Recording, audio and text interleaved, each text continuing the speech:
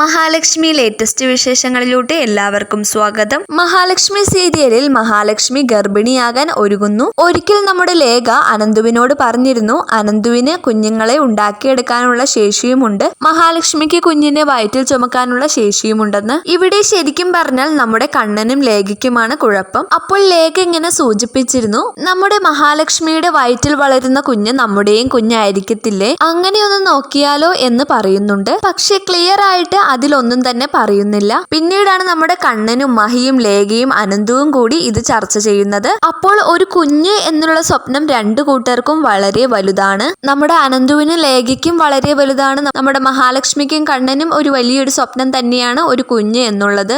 അങ്ങനെ ഇവരെല്ലാവരും കൂടി ചർച്ച ചെയ്ത് നമ്മുടെ മഹാലക്ഷ്മി ആ ഒരു ഗർഭധാരണയ്ക്ക് ഒരുങ്ങുന്ന ഒരു ദൃശ്യങ്ങൾ തന്നെയാണ് നമുക്കിനി കാണാൻ സാധിക്കുന്നത്. അങ്ങനെ നമ്മുടെ മഹാലക്ഷ്മിയുടെ ഉദരത്തിൽ ഒരു കുഞ്ഞു ജീവൻ കുടികൊള്ളാൻ പോകുന്നു. അപ്പോൾ ഒരു അടിപൊളി നിമിഷങ്ങൾ തന്നെയാണ് മഹാലക്ഷ്മിയിൽ വരാൻ പോകുന്നത്. എന്തായാലും നമുക്ക് കാത്തിരുന്ന് തന്നെ കാണാം.